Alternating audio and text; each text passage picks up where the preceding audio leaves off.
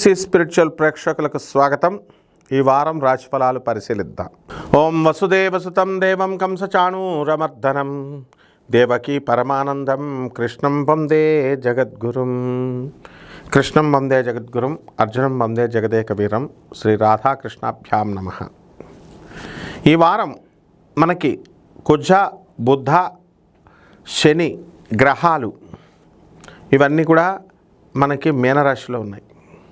అలాగే రాహువు కుంభరాశిలో, కేతువు మరి సింహరాశిలో, గురుడు మిథున రాశిలో, అలాగే ఈ యొక్క శుక్రుడు మనకి మేషరాశి ప్రవేశం చేస్తున్నాడు.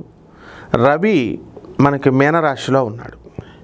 ఈ విధంగా ఉన్నటువంటి గ్రహస్థితిని బట్టి ద్వాదశ రాశుల వారికి అందరికీ కూడా ఒక్కొక్క రాశి వారీగా ఎలాంటి ఫలితాలు ఇస్తాడో మనం చూద్దాం.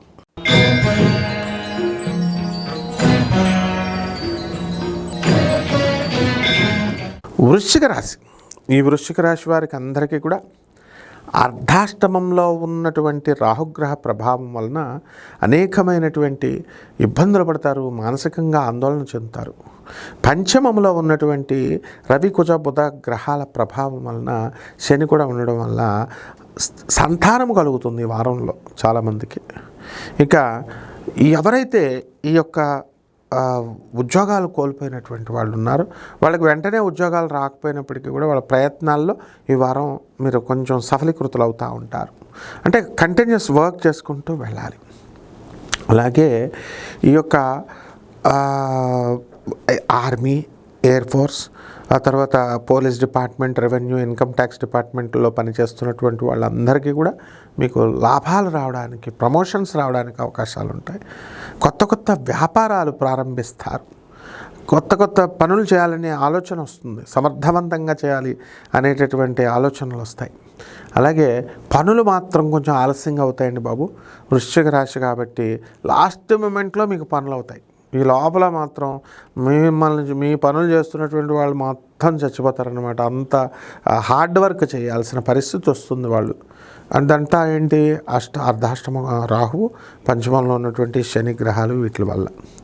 ఇకపోతే చక్కగా కేతు ఉద్యోగంలో మీకు సీక్రెట్గా చేస్తారు. ఏం చేస్తారో తెలీదు, కానీ లాభాలు మాత్రం బ్రహ్మాండంగా మీకు రావడం అనేటటువంటివి జరుగుతాయి.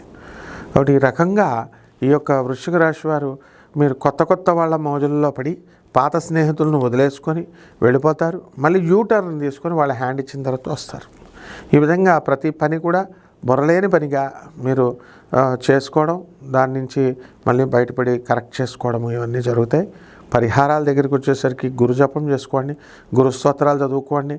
అలాగే తారా అమ్మవారి యొక్క హోమాన్ని కానీ, తారా అమ్మవారి యొక్క మంత్రజపాన్ని చేసుకోవడం ద్వారా బ్రహ్మాండంగా ఉంటుంది. మేడి చెట్టు చుట్టూ నీళ్లు పోసుకుంటూ ఓం దిగంబర దిగంబర శ్రీపాదవల్లభ దిగంబర అంటూ మీరు జపం చేసుకోండి, ప్రదక్షిణ చేసుకోండి. బ్రహ్మాండంగా శుభమస్తు.